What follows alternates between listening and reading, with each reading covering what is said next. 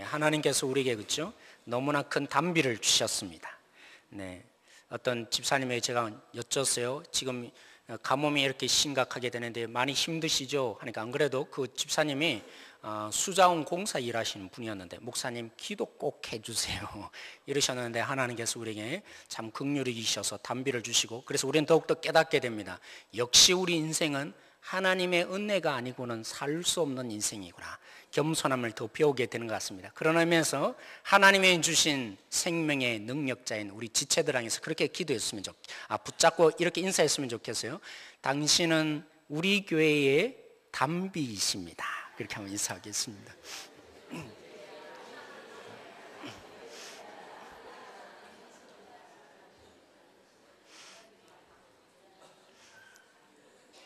네. 왜냐하면 나는 단비가 아니지만 생명의 주님이 우리 속에 있기 때문입니다. 믿습니까? 네. 제가 대학 다닐 때 저를 주눅들게 만드는 질문이 늘 있었습니다. 가끔 이렇게 모임을 하지 않습니까? 뭐 과 모임 아니면 다른 과랑 이렇게 모이고 아니면 어쩌다가 선배, 저희 과 선배가 아니라 다른 과 선배를 이렇게 만나게 됩니다. 그러면 저 무슨 과 학생입니다. 이렇게 인사를 합니다. 그래서 제가 대답을 했죠. 저 교육학과 다닙니다. 그러면 되묻습니다. 뭐라고 물은지 아세요? 무슨 교육과냐고 묻습니다. 왜냐하면 제가 있는 과가 사범대학 속에 있습니다. 원래 교육학과는 원래 학문적으로 따지면 사범대학에 있기보다도 연세대 같은 경우에는 사회과학 계열에 있습니다. 그래서 저희들은 국어교육, 영어교육처럼 그런 전공을 가르치는 게 아니라 교육이라는 학문을 가르치는 과입니다. 그래서 제가 설명을 했죠. 다른 과는 그냥 교육과, 국어교육과, 수학교육과 하지만 저희는 교육이라는 학문을 가르쳐서 교육학과라고 합니다. 그러면서 제가 주눅이 드는 겁니다. 왜 주눅이 들을게요? 왜냐하면 참 제가 철이 없습니다. 은철임에도 불구하고 철이 없습니다. 왜냐하면 당시에 사범대학에서 교육학과는 점수가 아래쪽에 있는 학생들이 지원해서 가는 과입니다. 그러다 보니까 왠지 그 질문에 답변하면서 그들이 나를 향해서 한 번도 그런 적이 사실은 없습니다. 그럼에도 스스로를 어떻게 봅니까? 낮춰서 나는 점수가 낮은 과에 들어갔고 그래서 저들보다 국어교육과 다니는 학생이나 수학교육과 다니는 학생보다 나는 조금 못하다고 느낀 거 아니겠죠? 또 솔직히 말하겠습니다. 나를 낮춰볼 것이다. 스스로 주눅이 든 것입니다. 여러분, 저만 그럴까요? 지난번 교회에 있던 교회가 봉천동이라고 여러분 들어보셨습니까? 예, 봉천동이 어떤 동네입니까? 옛날에는 가난한 달동네였어요. 그죠? 저도 한번 신학교 들어가서 처음 봉천동에 있는 우리 전도사님 집을 가봤는데 깜짝 놀랐어요. 야, 이런 곳도 있구나. 그리고 제가 또 사역하면서 봉천동 일대를 주로 사역할 때가 있었습니다. 그러면서 야, 이런 집들도 있구나 놀랐던 적이 있습니다. 물론 봉천동과 조금 더 다른 나은 신림동 지역에 우리 교회가 있지만 우리 성도님, 지금은 우리 성도가 아니죠. 그때의 성도님들 중에는 나름대로 잘 사는 사람들도 있지만 못 사는, 집이 형편이 없는 그런 곳에 사시는 분들이 있습니다. 그래서 신방 스케줄을 잡고 1년 동안 신방하겠습니다. 그러면 때로는 뭐 음식을 준비해야 된다, 아니면 목사님이 오시니까 이제까지 집에 쌓아두었던 모든 것을 다 틀어놓고 깨끗하게, 마치 주님을 맞이하는 것도 아닌데, 그죠? 그런 부담감이 아니라 뭐 때문에 부담감이 생겼을까요? 이 누추한 집에 목사님이 오시면 어떻게 하나, 그 부담감이 있으셨다는 것을 압니다. 한편은 제가 이해됐어요. 왜요? 제가 교육학과 다닌다는 이유만으로 내 스스로를 등급 낮춰보는 것처럼 달동네에 산다는 것 때문에 목사님 너무나 민망합니다. 스스로 고백하는 것입니다. 목사님 우리 이렇게 살아요 하는 그 속에 스스로를 등급 매기고 있는 것입니다. 나는 정말 어떻게 보면 너무나 초라하게 사는 인생입니다. 주눅 들어서, 그래서 부담스러워서 집을 공개하기가 어려웠다는 거 나름대로 이해할 수 있습니다. 사랑하는 성도 여러분, 우리가 어떻습니까? 우리는 과연 어떻습니까? 제가 대학이라는 그 과 때문에 아니면 달동네 사는 집 때문에 우리는 종종 여러분 우리는 그렇진 않습니까?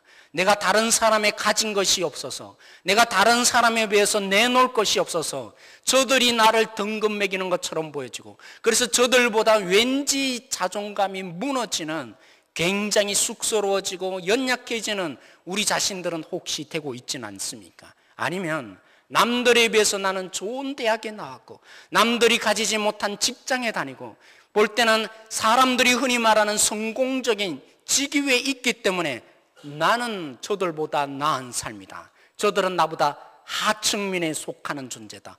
혹시 이런 마음을 우리가 갖고 있지는 않습니까? 오늘 갈라디아 교회가 바로 그런 문제에 봉착한 것입니다. 첫 번째 일어났던 이 사건을 통해서 실제로 일어났던 이 사건을 통해서 오늘 이 본문이 바울이 나름대로 도전을 하며 그들에게 해답을 주고 있는 것입니다. 어쩌면 이 갈라디아 교회에 찾아와서 어쩌면 가장 사도다웠던 베드로 때문에 지금 이 교회가 큰 한 번의 위기가 찾아왔습니다. 복음에 대한 위기가 찾아온 것입니다.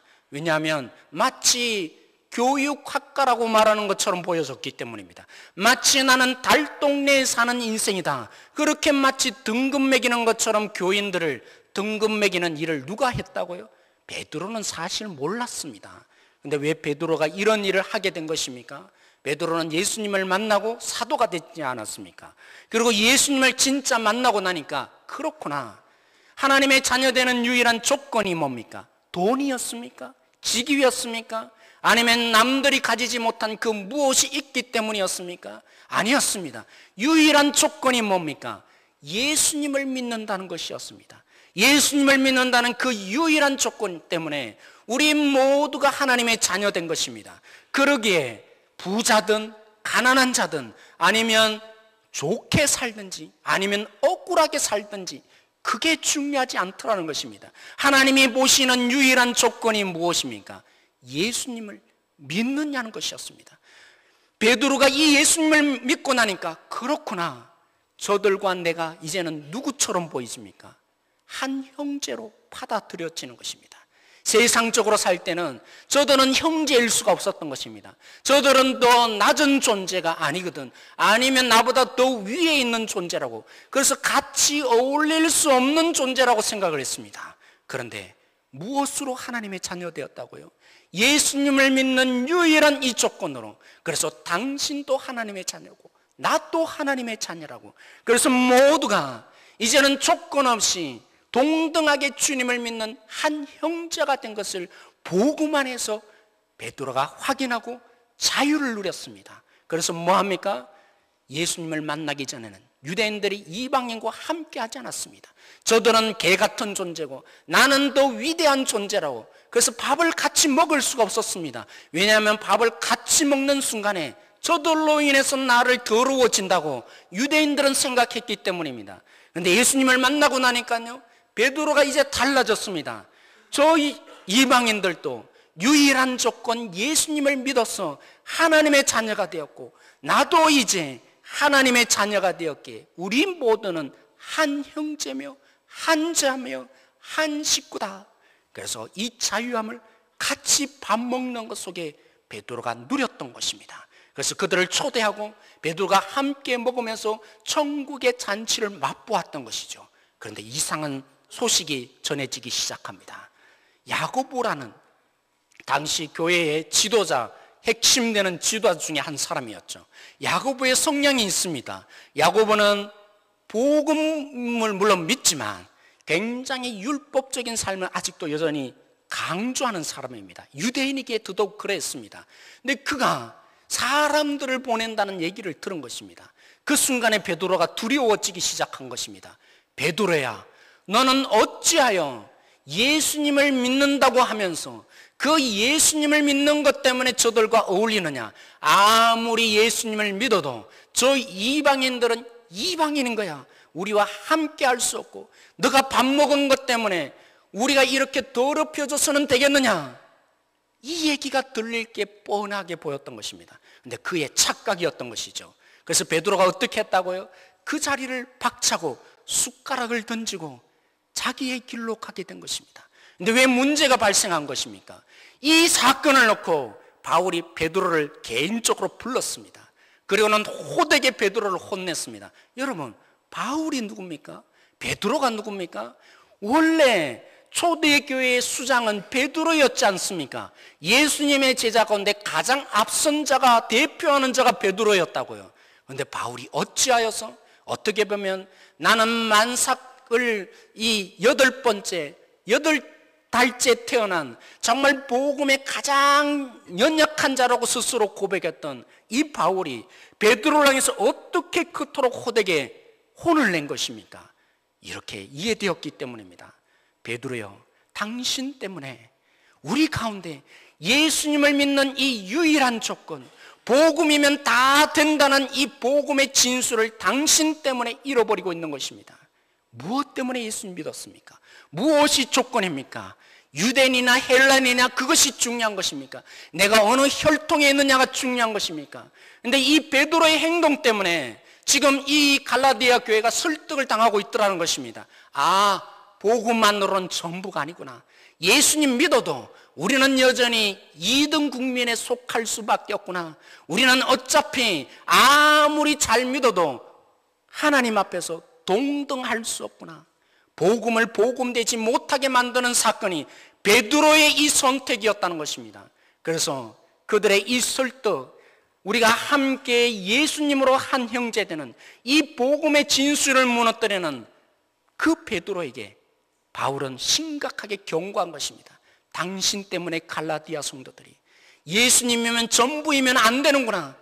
예수님도 믿어야 하지만 할례도 행하고 율법도 행하는 저 유대인을 우리가 닮아가야만, 저들처럼 되어야만 우리가 조금이나마 하나님의 사랑을 더 받을 수 있는 거구나. 그렇게 이해하고 오해가 일어나더라는 것입니다. 그래서 바울이 심각하게 이들에게 베드로를 내가 이렇게 충고하고 혼을 낸 것이다 선포했던 것입니다. 여기에 바울은 오늘 마지막 결론을 내리는 것입니다. 지금 이들이 나는 2등 국민이라고 여기고 자부심과 자존심이 무너져가는 이 갈라디아 교회, 물론 베드로의 사건만이 아니었습니다.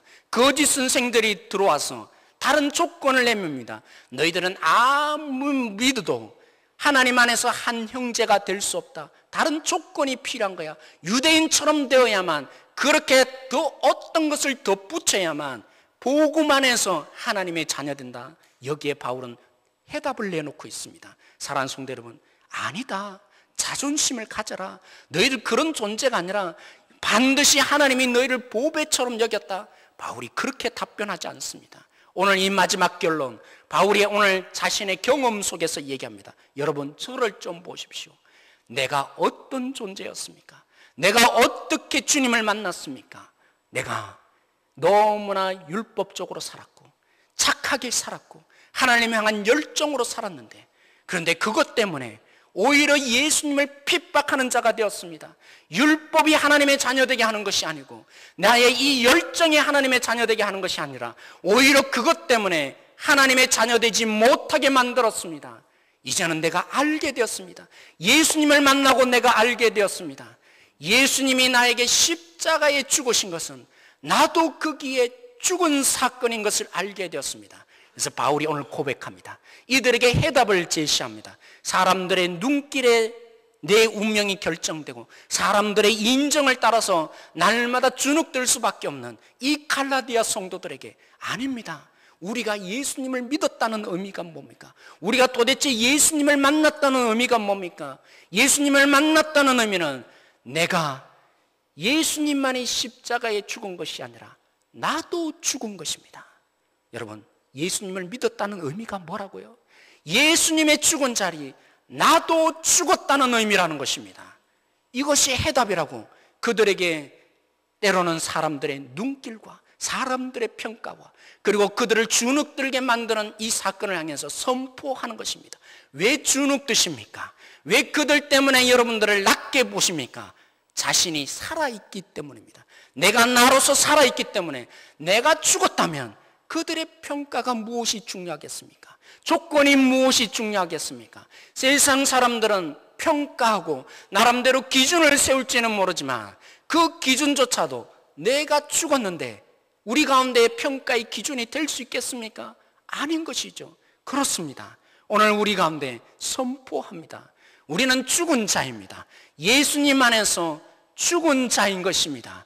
그러기에 우리는 뭔가가 없다고 해서 주눅드는 존재로 살 자가 아닙니다. 내가 죽었는데 그것이 무엇이 중요하겠습니까? 마찬가지입니다. 내가 다른 사람이 가진 그 무엇이 있다고 해서 당당할 수는 없는 것입니다. 왜요?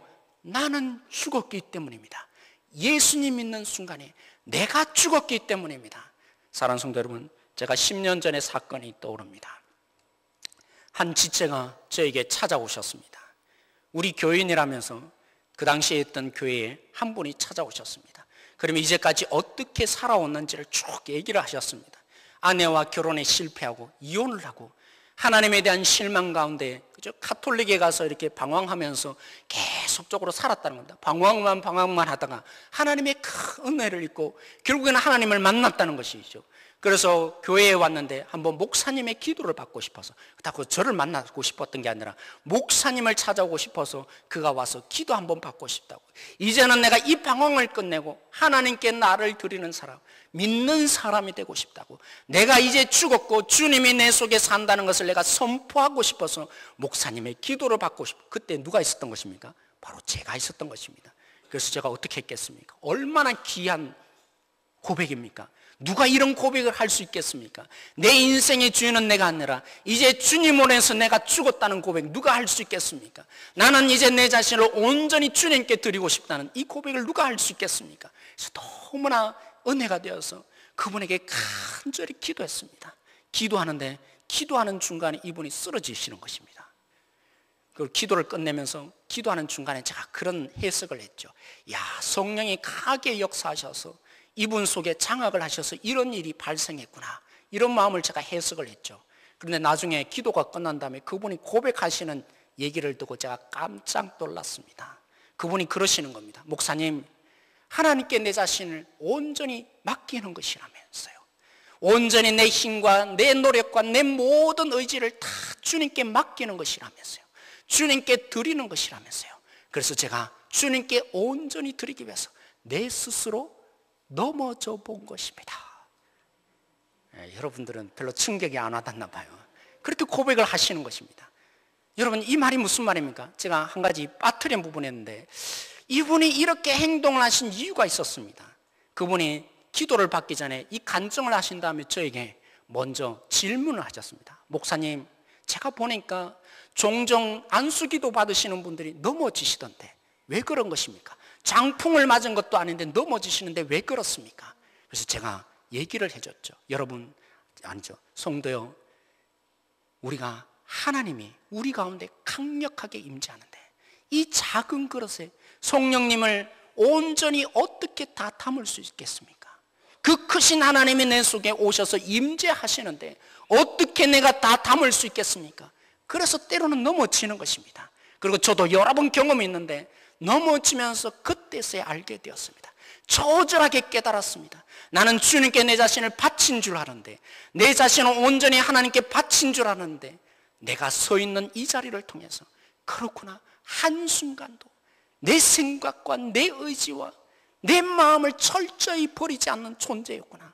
넘어지면서 그렇구나, 내가 이제까지 하나님께 바치는 목회자가 된다고 했는데, 근데 알고 보니까 여전히 내 힘으로 살아가고 내 의지로 살아가고 내 마음을 가지고 끊임없이 살아가는 내 존재인 걸 하나님께 장악당하면서, 그래서 쓰러지면서 넘어지면서 깨달아진 것입니다. 그래서 은혜를 입게 된 것이죠. 그렇구나, 하나님께 바친다는 게 이런 의미구나, 하나님께 온전히 나를 드린다는 것은 이런 의미구나.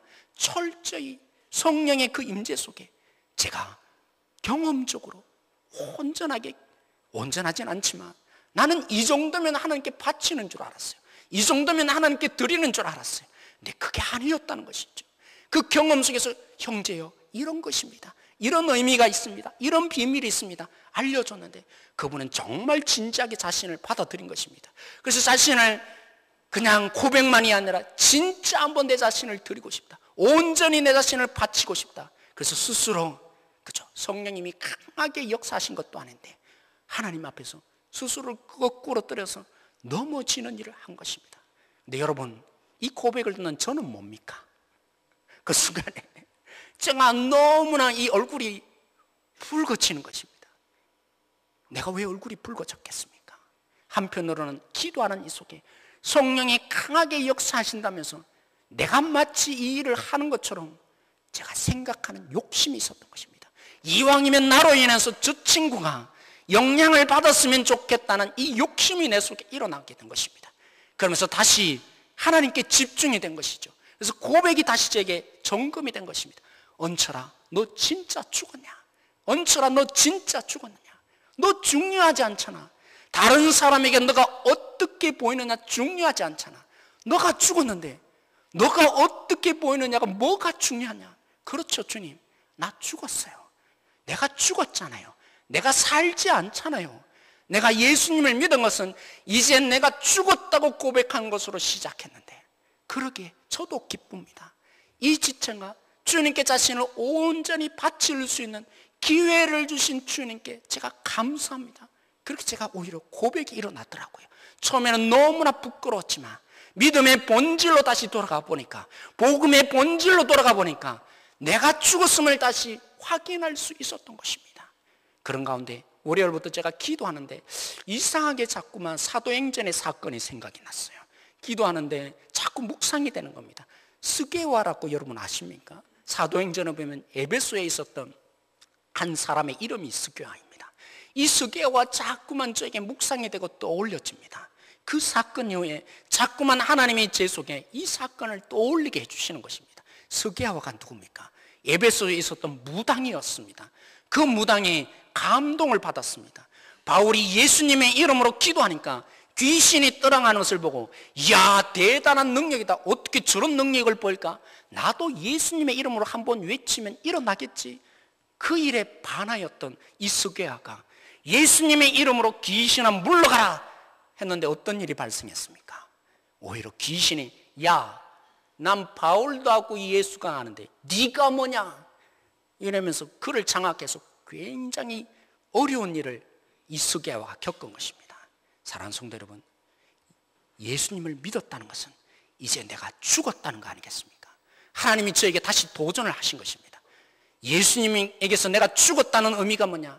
그 스게와처럼 하나님이 주시는 이 자유, 하나님 안에서 자유만 누리는 것이 아니라 이제 그 주님 안에서 사람들의 눈길이나 사람들의 평가, 등급에 의해서 내가 살지 않는 자유만 누리는 것이 아니라 이제 내가 죽으면 내 안에 누가 살아있는 것입니까? 주님이 살아있는 것입니다. 스게와는 흉내만 낸 것이죠. 예수님의 그 자유하심을 선포하여서 귀신이 떠나가는 그 자유의 흉내만 낸 것입니다. 우리가 진실로 예수님을 믿고 우리 자신이 죽었다면 누가 사는 것입니까? 우리를 위해서 목숨을 내어놓으신 예수님이 사는 것입니다. 이제 내가 살지 않고 우리가 죽었다면, 반드시 죽었다면 우리가 없습니다라고 끝나지 않습니다. 우리 속에 예수님이 살아계십니다. 그 예수님이 우리를 사랑하셔서 예수님으로 우리를 살게 하시는 능력이 주어지는 것입니다. 사랑하는 성도 여러분, 제가 한 예화를 소개해드리고 싶습니다. 앤서니 드 멜로라는 작품을 바다로 간 소금 인형이라고 쓴 이분이 바로 오늘 갈라디아서 2장 20절 이 답변을 준 얘기를 아주 잘 풀어서 쉽게 설명을 했습니다. 소금 인형이 있었습니다. 그 소금 인형의 재료가 뭐겠습니까? 예, 소금입니다. 이 소금 인형은 단 한 번도 넓은 세계로 가본 적이 없습니다. 근데 이 소금 인형이 여행을 하다가 우연히 바다를 가게 된 겁니다. 한 번도 못 보았던 곳이니까 너무나 넓은 땅이었던 것이죠. 야, 이게 뭘까? 그래서 바다에게 물었습니다. 너는 누구니? 그러니까 바다가 하는 말이, 난 바다야. 바다가 뭐지? 난 아무리 설명해도 넌 모를 거야. 그러니까 나를 알고 싶으면 내 안에 들어와. 뭐 하라고 하죠? 내 안에 들어오라고. 바닷물 안으로 들어오라고 합니다. 여러분, 소금이 바닷물 안에 들어가면 어떻게 되겠습니까? 소금 인형이 바닷물 속에 들어가면 어떻게 되겠습니까? 근데 그 말이 너무나 따뜻해서 이 소금 인형이 모르니까 한번 오른발을 담궈 보았습니다. 그 순간에 어떻게 되었습니까? 오른발이 사라졌습니다. 깜짝 놀란 거죠. 아니, 내 오른발이 사라지다니. 그렇지만 끊임없이 내 안에 들어오라는 이 따뜻한 목소리, 사랑스러운 목소리가 그를 자꾸 감동을 일으킵니다. 그래서 왼쪽 발도 다시 담궈 보았습니다. 이번에 어떻게 되었겠습니까? 왼쪽 발도 사라지기 시작합니다. 오른손을 담그고 왼손을 담그고 이제 그에게는 남는 것은 소금 알갱이 하나였습니다. 근데 그 마지막 소금 알갱이 하나도 그 바닷속에 담그고 나니까, 사라지고 나니까 그때서야 그가 고백합니다. 소금 인형이 고백합니다. 이야, 드디어 내가 바다인 줄 알았다 고백합니다. 사랑하는 성도 여러분, 이 말이 무슨 말입니까? 우리는 끊임없이 세상의 기준과 방식과 평가에서 그 방식에 맞춰주면 저들이 나를 인정해 줄 것처럼 보이고, 내가 더욱더 돋보이는 인생, 저들이 무시할 수 없는 인생이 살 것처럼 그 기준에 맞추기 위해서 살다가 결국에는 죽음을 맛보는 인생, 불행만을 꿈꾸며 사는 인생으로 끝나는 사람들이 끊임없이 있습니다. 근데 하나님이 오늘 우리에게 요청을 합니다. 내가 너희들의 인생의 주님이 되고 싶다고. 나에게 오라고. 나에게 와서 너희들을 온전히 녹여서 이제는 나로 인해서 사는 주님의 등급이 매겨지는 존재가 되라고 요청하고 있는 것입니다. 우리가 예수님을 믿었다는 의미가 뭡니까? 이제는 사람들의 평가와 기준이 중요하지 않습니다. 그들이 어떻게 보느냐가 중요하지 않습니다. 그들에게 맞춰 살려고 하는 이 삶이 포기가 일어납니다. 심지어는 진정한 자유가 우리 속에 드디어 생기기 시작합니다. 그러나 그것으로 끝나는 것이 아니라 이제 예수님께 온전히 녹아지게 되어질 때 우리는 누구로 사는 것입니까? 예수님으로 일어 사는 진정한 능력이 드디어 우리 속에 일어나는 것입니다.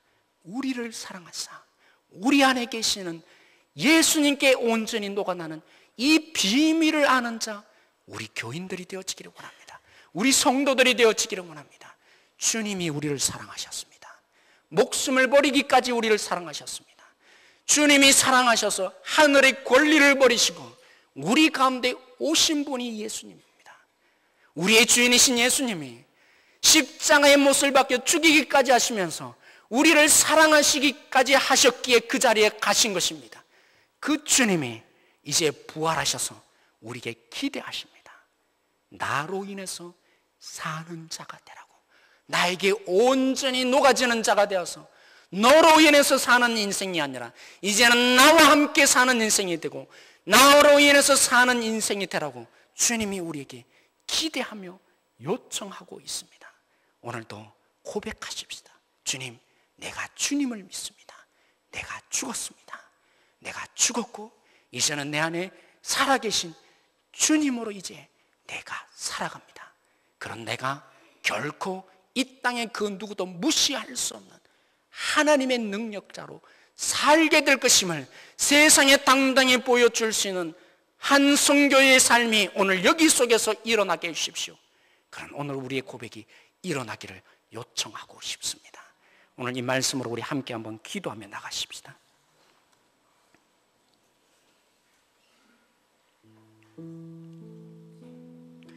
우리가 무엇으로 평가됩니까? 우리의 가치가 과연 어디에 있습니까? 세상이 말하는 기준, 방식, 그들의 인정을 받는 것 속에 있지 않습니다. 오직 우리가 죽고 내 죽음을 확인하고 주님께 온전히 녹아지는 가운데 주님이 우리를 하나님의 보배로 여겨주실 것입니다. 그 누구도 무시할 수 없는 하나님의 자녀로 우리를 살게 하실 것입니다. 그 주님의 고백을 다시 한번 확인하고 이 시간에 기도하십시다. 주님, 내가 죽기를 원합니다. 십자가에 죽은 내 자신을 발견케 해주시고 오늘 또 주님 때문에 살아가는 것을 주님을 보여주는 주님이 온전히 우리를 장악하시고 다스려 달라고, 주님께 녹아지는 삶이 오늘 우리 속에 펼치게 해달라고 이 시간에 함께 기도하며 나가는 이 자리 되어지기를 원합니다. 같이 기도하시겠습니다. 하나님, 오늘 이 말씀을 부여잡고 저희들이 기도합니다. 주님이 우리의 삶의 주인입니다. 주님을 저희들이 믿습니다. 우리 가운데 두려움이 있습니다. 주님께 점점 가까이 가면 내가 사라지지 않을까 두렵습니다. 내가 존재하지 않을까 두렵습니다. 우리의 이 땅의 삶이 끊임없이 우리를 주장하고 우리 이 땅 가운데 나를 주장하고 살라고 나의 권위를 나타내라고 내가 인생의 주인이라고 선포하게 만드는 이 땅의 문화 속에 우리가 살아갑니다. 오늘 이 말씀을 저희들이 보여잡습니다. 우리가 제일 시간을 구해가면서 저희들이 오늘 이 말씀을 보여잡습니다. 그렇습니다. 우리가 행복해지는 진정한 비결은 바로 여기 있습니다. 십자가 앞에 우리 자신을 내어놓는 것입니다. 십자가 앞에 우리의 죽음을 확인하는 것입니다. 주님이 비록 죽으셨지만 나도 그의 죽으심을 확인하는 것입니다. 이제는 우리가 사는 것은 오직 주님이 살아계심을 경험하는 것입니다. 주님이 우리 가운데 역사하심을 믿는 것입니다. 하나님 오늘 우리 가운데 역사하셔서 오늘 우리 장로님 우리 권사님 집사님 앞으로 나타나서 오늘 우리 속에 이 비밀을 주신 주님 앞에 고백하여 지기 원합니다. 우리가 쉽지 않습니다. 내 자신을 부인하기가 쉽지 않습니다. 내 힘으로 살아가려는 이 욕망을 버리기가 쉽지 않습니다. 하나님이 이 땅에 있는 많은 부분들을 얻어야만 내가 행복해지는 것처럼 그래야 내가 오늘도 살아갈 수 있는 것처럼 내 존재가 처해 있는 것처럼 우리를 설득시키는 이 세상이 참으로 두렵습니다. 주님께 맡기기가 참으로 두렵습니다. 주님께 놀아가기가 참으로 두렵습니다. 그러기에 죽음이 반드시 필요합니다. 오늘 이 자리에 있는 이 복음의 능력을 통해 선포했습니다. 우리의 조건이 사라지기를 원합니다. 우리를 평가하는 기준이 사라지기를 원합니다. 우리 속에 있는 하나님 사랑의 하나님 아버지 저희들이 잡았던 이 둥근 매김이 사라지기를 원합니다. 그러므로 우리가 다시 한번 주님의 능력 잡을 수 있도록 우리 가운데 부으시고 역사하여 주시옵소서. 주님 하나님 참 감사합니다. 우리를 사랑하셨기에 우리를 하나님의 등급으로 인정해 주시고자 세상에 있는 모든 기준을 무너뜨릴 수 있는 주님의 자녀로 삼아 주신 것 감사합니다. 주님이 우리를 위해서 이 땅에 내려오시는 것은 오직 우리를 사랑하셨기 때문입니다. 인간의 이 육체를 입으시고 그 육체의 한계 속에 끊임없이 마음을 찢으신 것은 우리를 사랑하셨기 때문입니다. 우리를 사랑하셨기에 십자가의 죽기를 두려워하지 않으시고 하나님께 버림받기를 두려워하지 않으셨습니다. 그런 주님이 우리 가운데 부활하셔서 우리를 요청하고 있습니다. 너희가 이 땅에 있는 평가의 기준에 맞춰서 살지 말라고, 내가 너희를 너희답게 만들어 줄 거라고, 그러기에 죽으라고. 이 죽음이 때로는 우리가 두렵습니다. 우리를 위해서 살려고 하는 세상의 방식들이 너무나 꿈틀거리게 우리를 무너뜨리게 하고 우리의 자존심을 무너뜨리고 우리의 가치를 아무것도 없는 것들로 만드는 세상이 너무나 크게 작용하기에 우리가 주님께 사라지며 내 자신이 죽고 없는 것처럼 두려움이 우리 속에 다가옵니다. 솔직한 고백으로 주님 앞에 나아갑니다. 우리 성도님 한 분 한 분들이 주님 앞에 사라지는 것이 아니라 이제 주님의 능력자로 살게 되는 이 비결을 붙잡게 하여 주십시오. 주님을 믿게 하여 주십시오. 바울이 이 교회 속에 복음이 전부라고 말한 것처럼, 십자가가 전부라고 한 것처럼 우리에게는 다른 조건이 필요 없습니다. 예수님이면 전부입니다. 예수님이 우리 속에 계신다면 그 예수님의 능력으로 우리가 이 땅에 생명을 공급할 수 있는 한 분 한 분이 되어질 줄로 믿습니다. 이 진리가 우리를 감동시키시고 일주일에 우리의 삶을 주님께 맡기며 살아갈 수 있는, 주님께 녹아지는 사람 한 사람 한 사람 되게 하여 주십시오. 주님이 일하실 줄 믿고 감사하며 예수님의 이름으로 기도드렸습니다.